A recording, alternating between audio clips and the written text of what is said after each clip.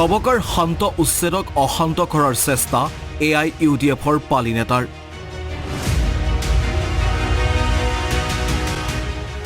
ঘৰ ভঙাত আপত্তি নাই, তামোল গছহে কাটিব নালাগে।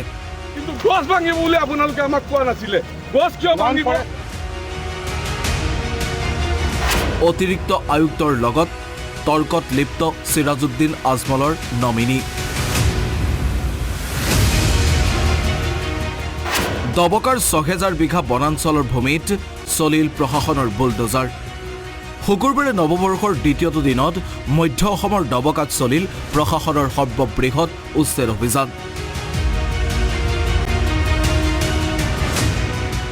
দবকা বনাঞ্চলৰ যমুনা মৌদাঙ্গা বনাঞ্চলত দীৰ্ঘদিনৰ পৰা বসবাস কৰি অহা পৰিয়ালসমূহৰ বাসগৃহৰ ওপৰত চলিল প্ৰশাসনৰ বুলডোজাৰ। এফালৰ পৰা JCBৰে ভাঙি তছনছ কৰা হ'ল সকলো। হোজাই জিলা আয়ুক্তৰ নেতৃত্বত বৃহৎ আৰক্ষী বাহিনীৰ সহযোগত শুকুৰবাৰে পুৱাৰে পৰা আৰম্ভ হ'ল উচ্ছেদ অভিযান।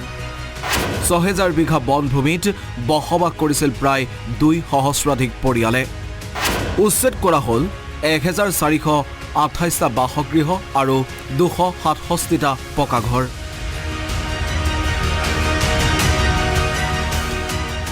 হোজাই প্ৰশাসনে ৫৫খন JCBৰে চলালে উচ্ছেদ অভিযান। উচ্ছেদৰ সময়ত এইদৰে এগৰাকী বৃদ্ধাৰ চকুলে দৃষ্টি কাঢ়িলে সকলোৰে। ভেটি উচন হোৱাৰ বেদনাত এইদৰে ভাগি পৰিল বৃদ্ধাগৰাকী। উচ্ছেদ অভিযানৰ বাবে প্ৰশাসনে চলাইছিল ব্যাপক প্ৰস্তুতি। ১৭৫০ গৰাকী সামৰিক আৰু অৰ্ধসামৰিক বাহিনীৰ জোৱান নিয়োগ উচ্ছেদত। উল্লেখ্য, ১.৫ মাহ পূৰ্বে লোকসকলক উচ্ছেদৰ জাননী দিছিল জিলা প্ৰশাসনে। উচ্ছেদিত লোকসকলে যাতে পৰ্যাপ্ত সময় পায় সেয়া নিশ্চিত কৰিছিল জিলা প্ৰশাসনে। আমি ৰাইজক যথেষ্ট সময় দিছোঁ। তেওঁলোকৰ ধান আছিলে, ধান কাটি নিছে। ইয়াতে তামোলৰ তেওঁলোকে ব্যৱসায় তামোল কাটি লৈ গৈছে। পূৰা সম্পূৰ্ণ আমি ১.৫ মাহৰ আমি নটিচ দিছোঁ। তেওঁলোকে সম্পূৰ্ণ মানসিকভাৱে প্ৰস্তুত কৰিব, তেওঁলোকক সুবিধা দিয়া হৈছে। ইয়াৰ পিছত মই নাভাবোঁ যে কিবা ৰিয়েকশ্যন তেওঁলোকৰ থাকিব লাগে, কাৰণ ফৰেষ্ট এৰিয়া সুপ্ৰিম কোৰ্টৰ নিৰ্দেশনা আছে, এৰি দিব লাগিব। ৰাইজে বুজি উঠিছে, অসমৰ সকলো জেগাতে হৈ আছে আৰু ইয়াতো শান্তিপূৰ্ণভাৱে সমাপ্ত হ'ব। শান্তিপূৰ্ণভাৱে চলা এই উচ্ছেদত উত্তপ্ত পৰিস্থিতিৰ সৃষ্টি কৰাৰ চেষ্টা AUDFৰ পালি নেতাৰ। গছ কিয় কাটি আহিছে বুলি অতিৰিক্ত আয়ুক্ত বনি ইমাম চাদাবৰ সৈতে তৰ্কত লিপ্ত চিৰাজুদ্দিন আজমলৰ নমিনী বিল্লাল উদ্দিন। হাইকোৰ্ট কৰিছোঁ, সুপ্ৰিম কোৰ্ট কৰিছোঁ, আমি ডিচিজনত গৈছোঁ। আমি আপোনালোকক আঠিয়াই কৰিছোঁ যে এইবিলাক ফৰেষ্ট ৰিজাৰ্ভ হয় নে নহয়। আপোনালোকে ফৰেষ্ট ৰিজাৰ্ভৰ কোনো উত্তৰ দিয়া নাই। আমাৰ আঠিয়াই কপি আছে, আপুনি যাব পাৰে। আমি ইমানখিনি কৰিছোঁ, কিন্তু গছ ভাঙিব বুলি আপোনালোকে আমাক কোৱা নাছিলে। গছ কিয় ভাঙিব? আমি আপোনাক ছাৰ আপোনাক এটা অনুৰোধ কৰিছোঁ, আপুনি গছ নাভাঙিব।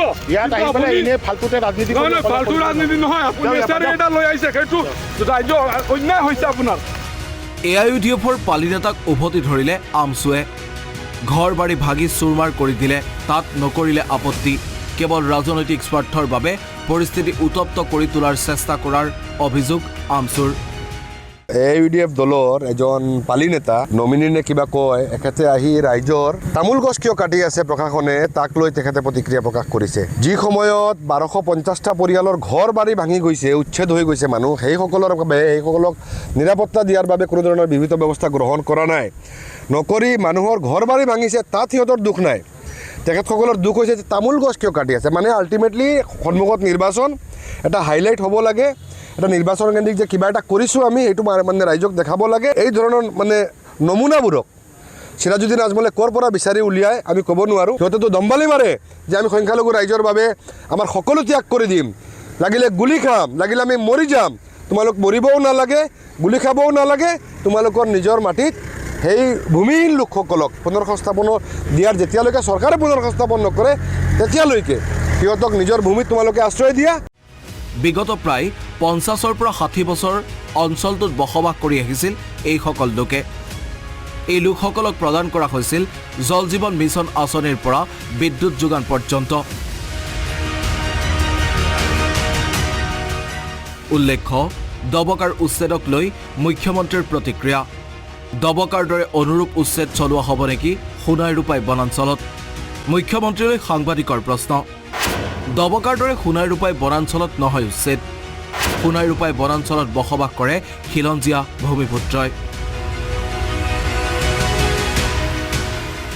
বনাঞ্চলত বসবাস কৰা খিলঞ্জীয়াক দিয়া হ'ব ভূমিপট্টা বৰ্তমান আমি এটা নিৰ্দিষ্ট আঁচনিৰে আগবাঢ়ি গৈছোঁ জনজাতীয় লোকসকলক আমি বনভূমিত অধিকাৰ প্ৰদান কৰিছোঁ তেওঁলোকৰ উচ্ছেদৰ কথাটো অহা নাই সোণাইৰূপাই যিহেতু বড়ো সম্প্ৰদায়ৰ লোক আছে তেওঁলোকক ফৰেষ্ট আইন অনুসৰি আমি তেওঁলোকক ভূমিপট্টা দিয়াৰ ব্যৱস্থা কৰিছোঁ তেওঁলোকে ফৰেষ্ট আইন 2005 চনৰ ফৰেষ্ট আইন মতে জনজাতি লোকসকলে বনভূমিত পট্টা পাব পাৰে এইদৰে জেচিবি বুলডোজাৰৰ গুজৰণিত উচ্ছেদিতক নৱবৰ্ষৰ উপহাৰ দিলে প্ৰশাসনে দবকাৰ পৰা আব্দুল হান্নান তালুকদাৰ ৰিপৰ্ট আসাম টক্স